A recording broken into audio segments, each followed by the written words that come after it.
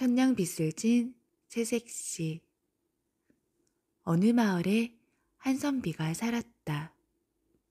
선비는 그저 책이나 읽을 뿐 변변한 벼슬자리 한 번 오르지 못한 양반이었다. 선비는 동네 아이들에게 글을 가르치고 그 대가로 약간의 곡식을 받아 끼니를 해결하였다. 끼니를 거르는 날도 있었지만 선비는 먹고 사는 문제에 전혀 신경을 쓰지 않았다. 책 읽는데 한번 빠지면 밥을 먹었는지 안 먹었는지도 잊고 살았다. 선비에게는 아내도 자식도 없었다. 젊어서 얻은 아내가 일찍 세상을 떠난 뒤 홀로 지낸 지가 여러 해가 되었다. 다 쓰러져 가는 집에 살면서 굶기를 밥 먹듯 하는 선비에게 주위 사람들은 다시 결혼을 하라고 성하였다.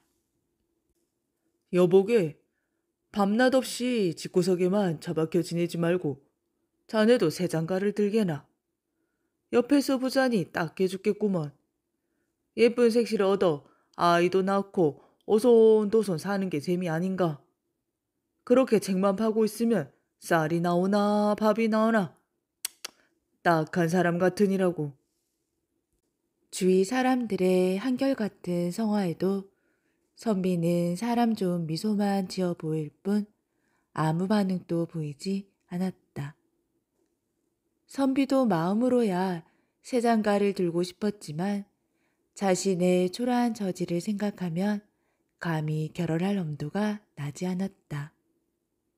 누가 변변한 벼슬 하나 얻지 못한 나 같은 사람에게 시집을 올까?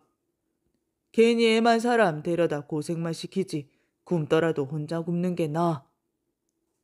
선비의 속마음을 훤히 깨뚫고 있는 친척들이 보다 못해 선비를 장가들이려고 나섰다. 저러다 평생 혼자 살겠어요. 우리가 나서야겠어요. 친척들은 선비의 짝이 될 만한 동네 처녀를 수소문한 뒤 그 집에 혼담을 넣었다. 모두들 참하다고 입에 침이 마르게 칭찬을 하는 처녀의 집이었다. 여보게, 자네 딸이랑 우리 조카를 혼인시키지 않겠나? 우리 조카의 사람됨은 내가 보장하네. 처녀의 부모는 마음을 쉽게 정하지 못하였다. 글쎄, 시간 좀 주십시오. 혼인은 일륜대사라 하지 않았습니까? 시간을 두고 차분히 생각해 보겠습니다. 선비의 어려운 집안 형편을 뻔히 아는 처녀의 부모는 마음이 오락가락하였다. 선비의 사람됨이나 풍부한 학식은 오래전부터 잘 알고 있었지만 선비의 가난한 형편을 생각하면 딸을 선뜻 주지 못했다. 처녀의 부모는 며칠을 두고 생각한 끝에 결국 딸아이를 선비와 혼인시키기로 마음먹었다. 선비의 사람됨 쪽으로 마음이 기운 것이었다. 처녀의 부모가 딸을 불러놓고 나긋이 말하였다. 내가 덕망 있는 선비와 혼인을 하게 되어 기쁘구나. 그 사람이 비록 벼슬은 하지는 못하였다만 학식만큼은 누구 못지않게 뛰어난 선비니 남편의 뜻을 잘 받들도록 해라. 허나 어려운 살림은 단단히 각오를 해야 할 것이다.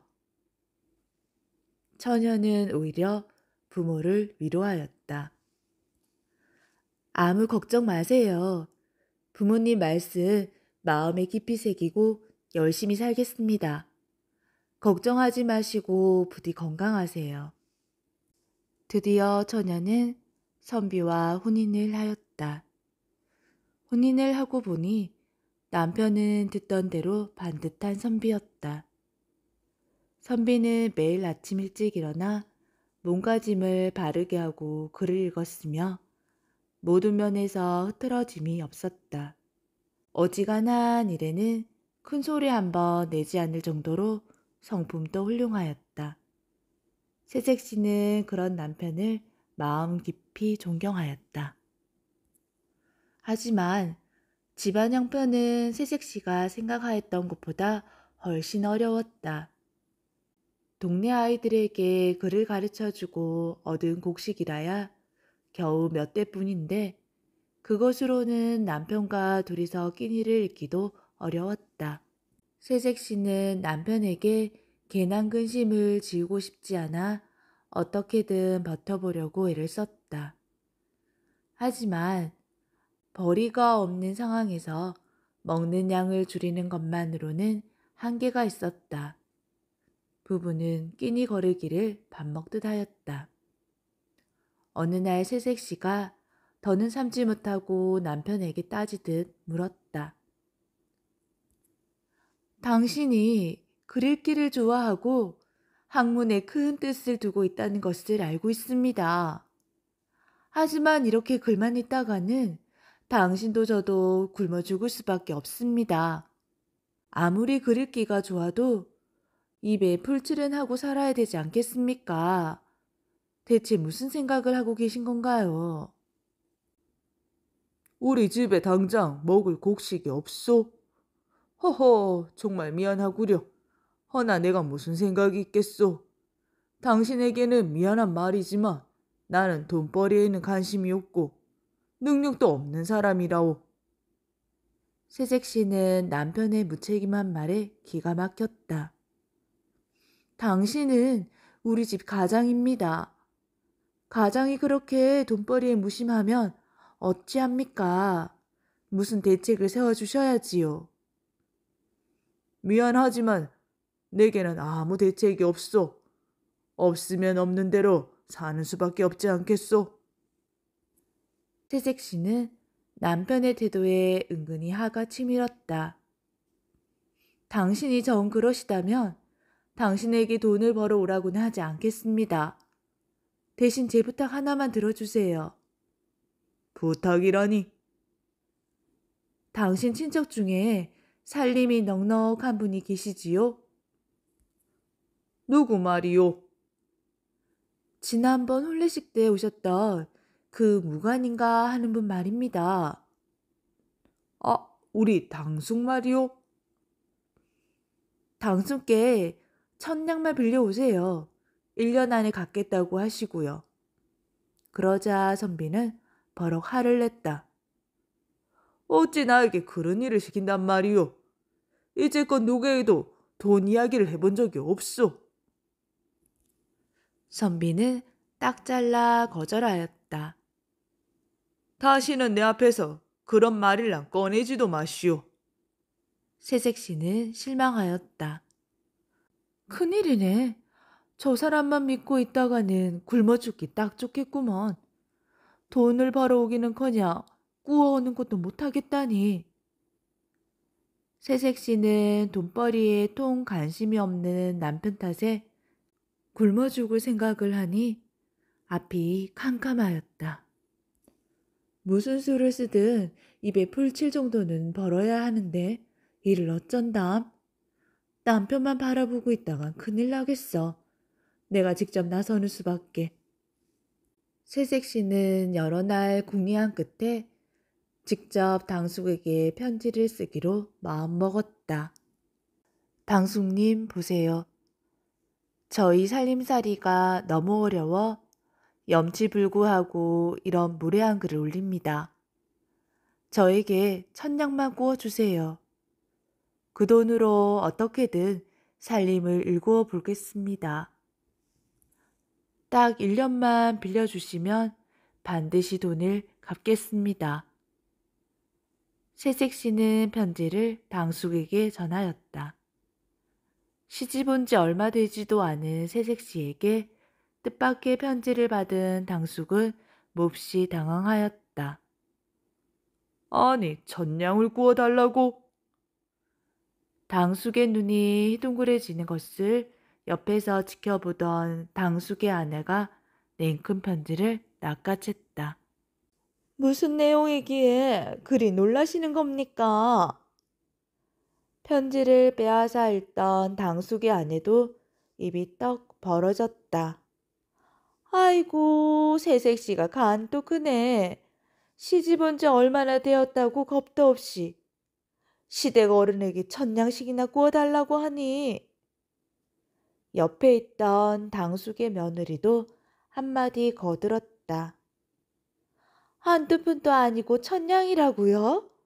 대체 그 큰 돈을 어디다 쓰려고 한답니까, 아버님? 절대 돈을 구워줘서는 안 됩니다. 당숙의 아내는 물론 며느리와 조카들까지 모두 반대하였다. 갑자기 당숙이 버럭 소리를 질렀다. 시끄럽다. 다들 입 다물고 나가 있어라. 모두들 다보낸 당숙은 차근차근 생각하였다. 우리 조카 며느리가 참하다는 칭찬이 자자하던데 오죽 형편이 어려우면 이런 편지를 다 썼을꼬. 이런 생각을 하니 아까와는 달리 조카 며느리가 안 됐다는 생각이 들었다. 우리 조카가 무능한 거 나도 잘 알지. 남편이 그러면 안 사람이 오죽 속이 탈까.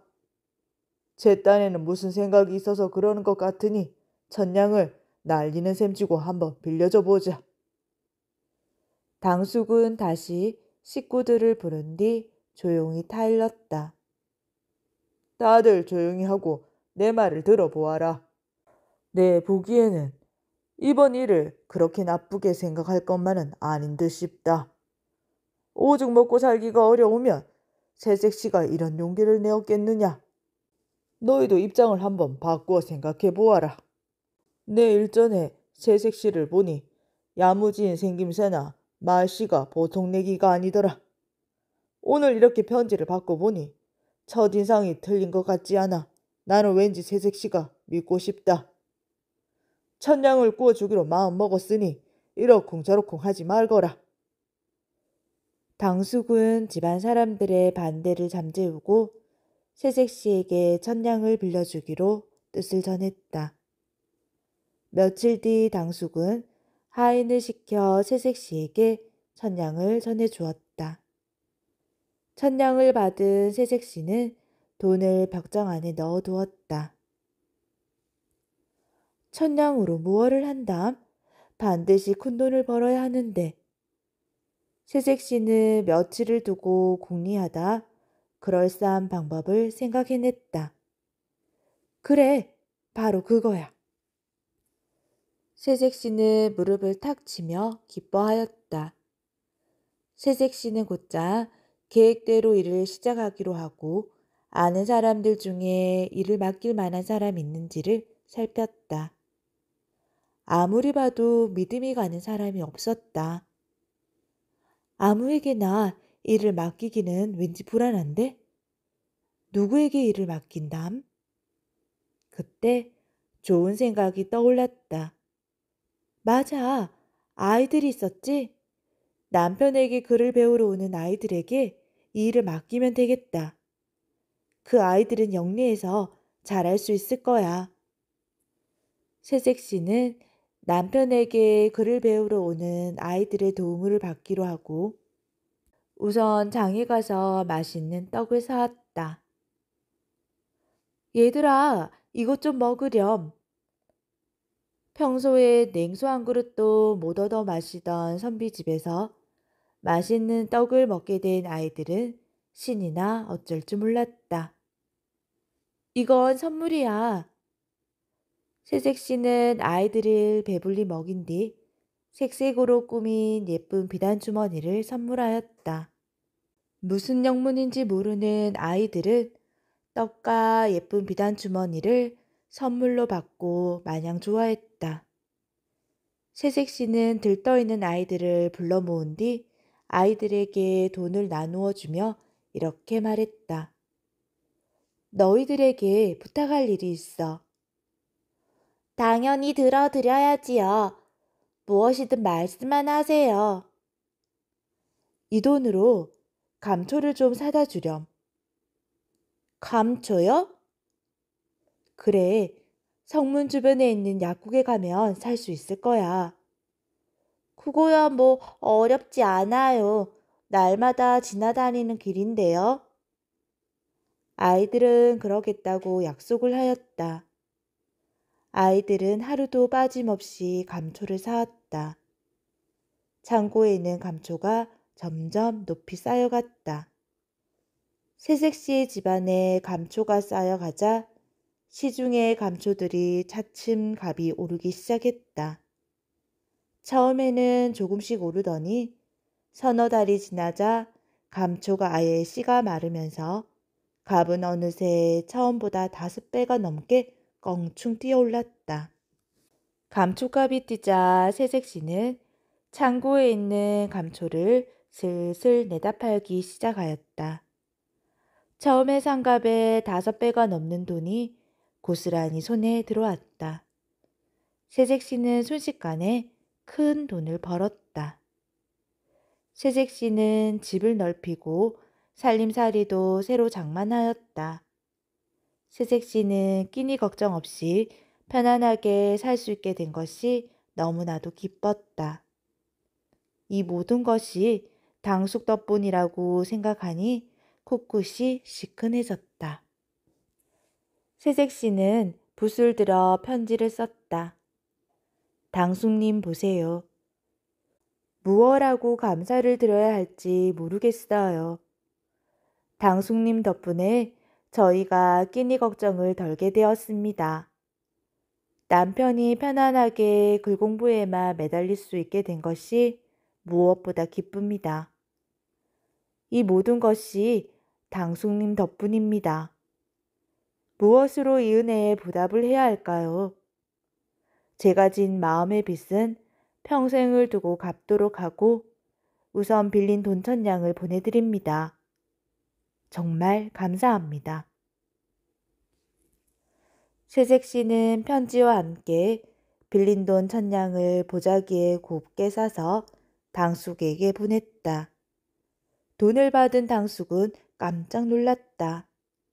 사실 새색 씨의 호기에 어쩌나 두고 보자라는 마음으로 돈을 구워 주었을 뿐 돈을 되돌려 받으리라곤 기대도 전혀 하지 않았다. 도대체 그 사이에 무슨 일이 일어난 것일까? 당숙은 그 길로 조카의 집으로 달려갔다. 집이 크고 번듯한 것이 예전의 집이 아니었고 살림살이며 노비들이 불어 제법 부잣집 같았다.